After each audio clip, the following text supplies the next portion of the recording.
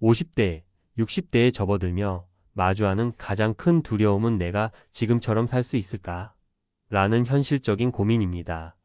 젊은 시절에는 아이들 학비, 집 마련, 생활비를 쫓아 달리다 보니 정작 우리 부부의 노후는 생각해볼 틈조차 없었죠. 이제 퇴직하고 보니 매달 통장에서 빠져나가는 생활비는 마치 끝도 없는 구멍처럼 느껴집니다. 이 돈이 도대체 어디로 새는 거지? 라는 의문에 한 번쯤은 답답하고 막막했던 분들이 많으실 겁니다. 오늘은 실제 50대 퇴직 부부의 한 달 생활비를 파헤쳐보며 우리가 놓치고 있는 현실과 대안을 함께 살펴보려고 합니다. 돈이 줄줄 새는 50대 퇴직 부부 한 달 생활비 파헤쳐봤습니다. 퇴직을 하면 월급이라는 안정적인 소득이 끊기고 우리가 그동안 무심코 써왔던 돈들이 어느 순간 무거운 부담으로 다가옵니다. 특히 50대와 60대의 은퇴한 부부들은 한 달 생활비가 예상보다 훨씬 많이 든다는 걸 퇴직 후에야 깨닫게 되죠.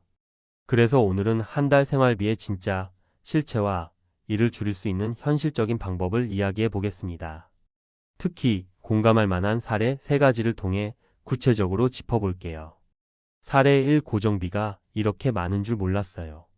퇴직한 56세의 김씨 부부는 퇴직 전엔 매달 생활비가 대략 300만 원이면 충분하다고 생각했답니다. 하지만 퇴직 후 가계부를 써보니 고정비만으로 이미 350만 원이 넘더라는 거예요.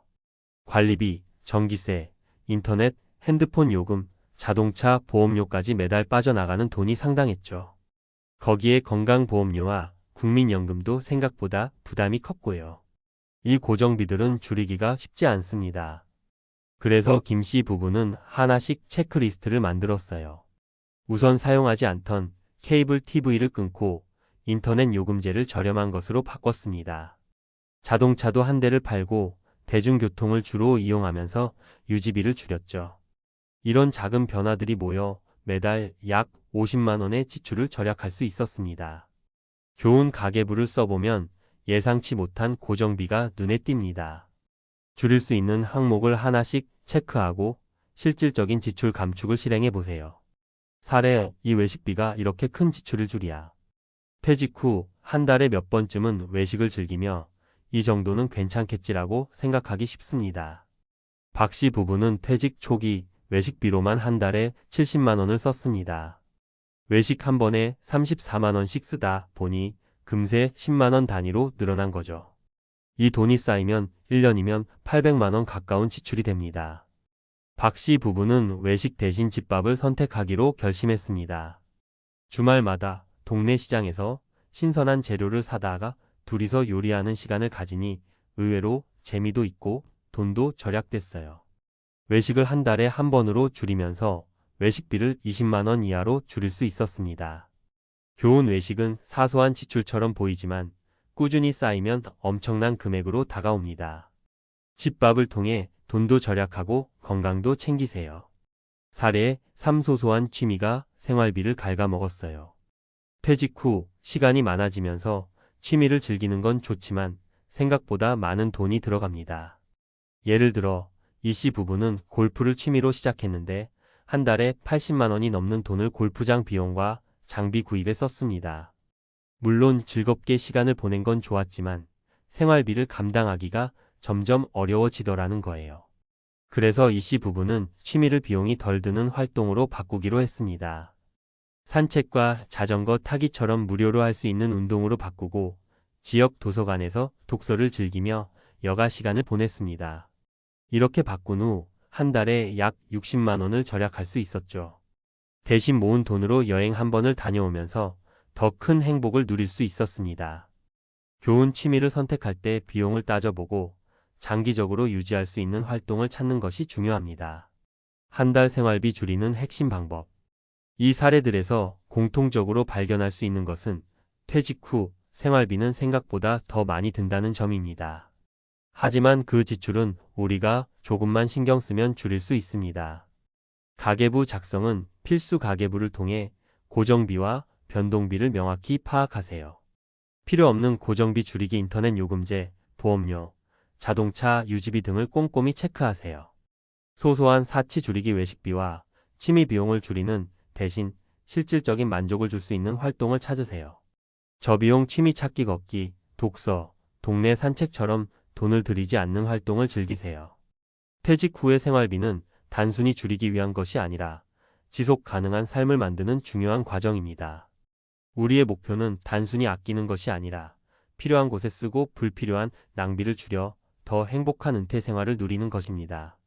오늘부터 작은 변화로 더 나은 내일을 만들어 보세요. 퇴직 후 생활비 어떻게 관리해야 할까? 전문가의 현실적인 조언. 퇴직 후 생활비는 은퇴를 준비하는 모든 사람들이 가장 큰 걱정으로 꼽는 주제 중 하나입니다. 얼마를 벌어야 충분할까? 라는 질문도 중요하지만 그보다 더 중요한 것은 어떻게 써야 적정한 소비를 유지할 수 있을까? 입니다. 이번 칼럼에서는 전문가의 관점에서 퇴직 후 생활비를 효과적으로 관리하는 현실적인 방법을 제안합니다. 구체적인 사례와 함께 살펴보시죠. 고정비를 줄이는 첫걸음 실질적인 지출 관리부터. 고정비는 우리 생활비에서 상당한 비중을 차지합니다. 퇴직 후에도 줄이기 어려운 부분이죠. 하지만 고정비는 철저히 관리하지 않으면 예상보다 훨씬 큰 부담이 될 수 있습니다. 전문가의 조언 1. 관리비와 공과금 최적화. 퇴직 후 서울에 사는 58세 김 씨는 매달 아파트 관리비로 25만 원, 전기세 10만 원, 가스비 8만 원 정도를 지출했습니다. 하지만 에어컨 사용을 줄이고 보일러 온도를 효율적으로 조정하며 연간 20% 가까운 공과금 절감을 이뤄냈습니다. 팁. 효율적인 에너지 사용이 고정비를 줄이는 핵심입니다. 계절별로 최적화된 사용 패턴을 만들어 보세요. 전문가의 조언 2. 자동차 대신 대중교통 활용. 퇴직 후에도 자동차를 유지하는 것이 습관처럼 남아있는 경우가 많습니다. 하지만 보험료, 유지비, 주유비를 포함하면 자동차 한 대에 매달 최소 30만 원 이상이 소요됩니다. 60세 이씨는 자동차를 처분하고 대중교통과 공유 차량 서비스를 이용하기 시작하면서 월 20만 원을 절약했을 뿐만 아니라 걷는 시간이 늘어나 건강까지 챙겼습니다. 팁. 자동차가 필수적인 지역이 아니라면 대중교통이나 대여 서비스를 적극 활용해 보세요. 변동비를 줄이는 핵심 소비 패턴 점검. 퇴직 후 외식과 소소한 취미가 큰 즐거움이 될 수 있습니다. 하지만 변동비는 아무리 작게 보이더라도 관리하지 않으면 고정비보다 더 큰 부담으로 다가옵니다. 전문가의 조언 3. 외식은 특별한 날에만. 외식은 부부에게 작은 즐거움이지만 자주 하면 금세 부담이 됩니다. 예를 들어 50대 퇴직자 박 씨 부부는 매달 외식비로 약 60만 원을 지출했지만 외식을 한 달에 한두 번으로 줄이고 남은 돈으로 신선한 재료를 구매해 집밥을 즐기기 시작했습니다. 결과적으로 외식비를 70% 이상 줄이며 건강도 함께 챙길 수 있었죠. 팁. 외식비를 줄이는 대신 직접 요리하는 즐거움을 찾아보세요. 동네 시장에서 재료를 구입하면 더 큰 만족감을 얻을 수 있습니다. 전문가의 조언 4. 계획 없는 쇼핑 줄이기. 퇴직 후 시간이 많아지면서 계획 없는 소비로 이어지는 경우가 많습니다. 소셜 커머스 앱에서 할인에 끌려 불필요한 물건을 사들이는 사례가 대표적이죠. 55세 정 씨는 퇴직 후 충동 구매를 막기 위해 쇼핑 목록을 만들고 필요한 경우에만 구매하기 시작하면서 월 10만 원 이상을 절약했습니다. 팁. 쇼핑은 필요한 물건에만 집중하세요.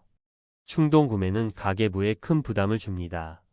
저비용으로 즐거움을 찾는 방법, 삶의 질을 유지하기. 퇴직 후의 삶은 소득이 줄어들더라도 삶의 질을 낮추지 않는 것이 중요합니다. 이를 위해서는 저비용으로 즐길 수 있는 취미와 여가 활동을 찾는 것이 핵심입니다. 전문가의 조언 5. 무료로 즐길 수 있는 취미를 활용하기. 58세의 장 씨는 퇴직 후 골프를 즐기다가 비용 부담 때문에 산책과 자전거 타기로 바꾸었습니다. 지역 공원의 산책로와 자전거 대여 서비스를 이용해 한 달에 약 50만 원을 절약하며 건강도 챙겼죠. 팁. 돈이 많이 드는 취미보다 지역 커뮤니티에서 제공하는 무료 활동이나 자연을 활용한 취미를 찾아보세요. 전문가의 조언 6. 지역 자원을 활용하기. 퇴직 후 여가 시간을 활용하는 또 다른 방법은 지역 자원을 활용하는 것입니다.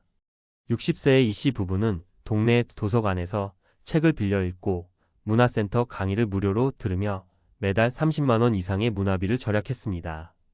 팁: 도서관, 공원, 문화센터 등 지역 자원을 적극 활용해 보세요.